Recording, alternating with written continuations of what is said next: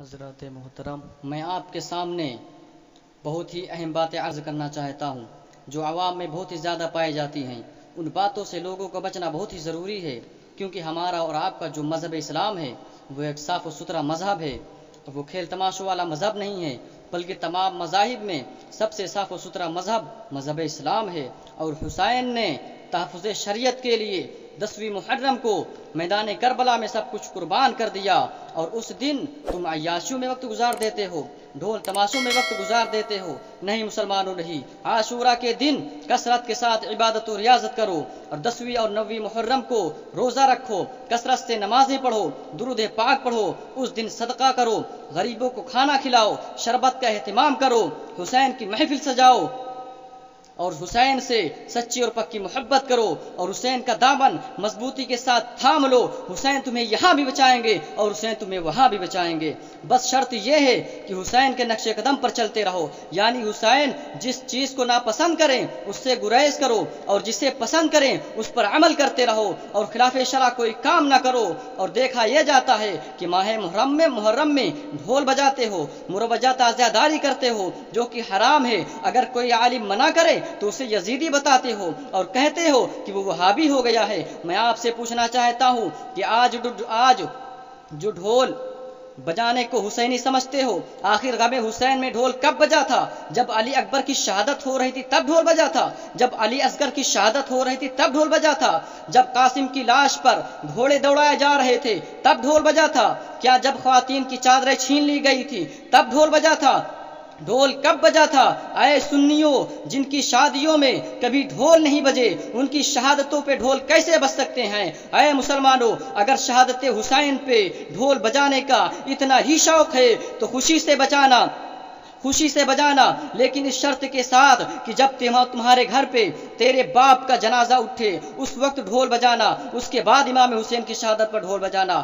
اگر شہادت حسین پہ ڈھول بجانے کا اتنا ہی شوق ہے تو میں روکتا نہیں ہوں، بلکہ دل کھول کے بجا لینا، لیکن اس شرط کے ساتھ کہ جب تیرے 18 سال بیٹے کا اور بھائی کا جنازہ اٹھے اس وقت ڈھول بجانا، اس کے بعد علی اکبر کی شہادت پر ڈھول بجانا۔ اس وقت تو ڈھول بجانے کی الگ ہی بات ہے، تالی بجانا بھی بھول جاتا ہے جب تیرے بیٹے اور باپ کا جنازہ اٹھتا ہے، اور حسین کے شہزادے کی شہادت کے دن تم ڈھول بجاتے ہو۔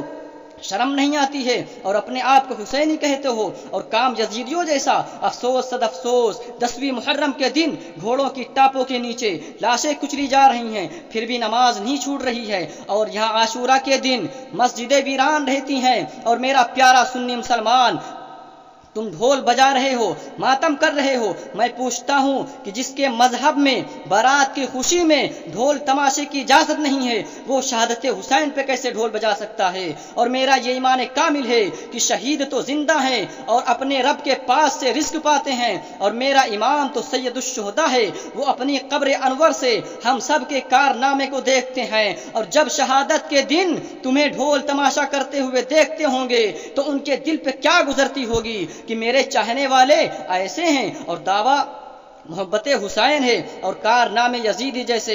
کہاں کی محبت ہے، کہاں کی محبت ہے یہ تمہاری؟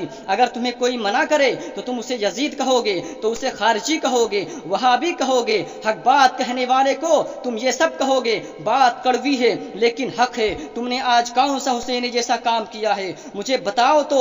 تم نے شہادت کے دن ڈھول بجانا شروع کیا ہے، جب نبی کے گھر میں شادی کے دن کسی نے ڈھول نہیں بجایا ہے؟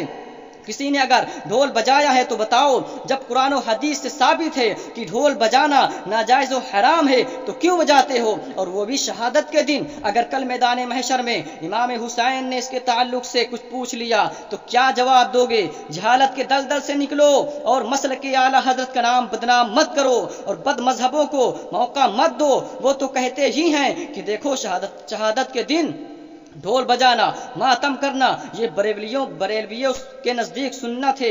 کہاں سے یہ انہیں دلیل دو گے کہ یہ سنیت ہے؟ جس دن امام حسین نے سر سجدے میں کٹایا ہے اس دن تم ڈھول بجاؤ گے؟ ابھی وقت ہے، گناہوں سے توبہ کر لو اور خلاف شرع کام سے باز آ جاؤ، اور حسین سے سچی محبت کرو۔ اور حضور رفیق ملت مہریروی کا یہ پیغام ذہن میں رکھو کہ وہ اپنے مریدوں سے اکثر فرمایا کرتے ہیں کہ اگر 10 ڈیگیں تمہیں فاتحہ کرانی ہے تو ایک ڈیگ پر فاتحہ کرا لو اور تھوڑا تھوڑا آپس میں تقسیم کر لو اور باقی ڈیگوں کا روپیہ غریبوں میں تقسیم کر دو۔ اگر تمہیں 1000 کی چادر مزار پر چڑھانی ہے تو تم 10-20 روپے کا پھول پیش کر دو اور باقی روپیہ مدارس وغیرہ میں دے دو۔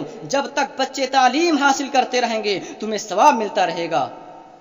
میں آپ سے کہتا ہوں کہ جو روپیہ آپ لوگ تعزیہ داری اور ڈھول تماشے میں خرچ کرتے ہیں، جو کہ ناجائز و حرام ہے، اس سے کوئی فائدہ ملنے والا نہیں۔ اگر یہی روپیہ غریبوں میں تقسیم کر دو تو ان غریبوں کی دعا سے اللہ رب العزت تمہاری بخشش فرما دے گا۔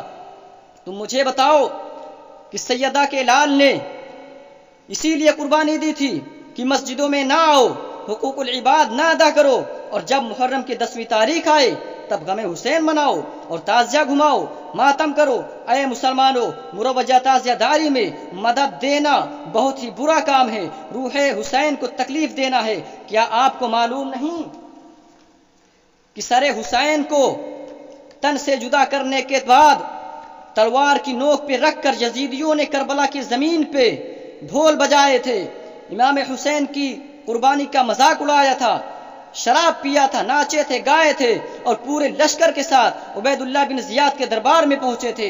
بتاؤ یہ کام کس نے کیے تھے؟ حسینیوں نے کیا تھا کہ یزیدیوں نے کیا تھا؟ پھر کہتے ہم غم حسین مناتے ہیں۔ کیسا غم؟ امام حسین تو زندہ ہیں اور زندے کا غم بنانا حرام ہے، تو پھر کیوں غم مناتے ہو؟ مسلمانوں، امام حسین کی شہادت کا مطلب صرف اور صرف یہ ہے کہ ان کے بتائے ہوئے طریقے پر عمل کرتے رہو۔ جب ان کے بتائے ہوئے طریقے پر عمل کرو گے تو انشاءاللہ تمہاری دنیا بھی سنور جائے گی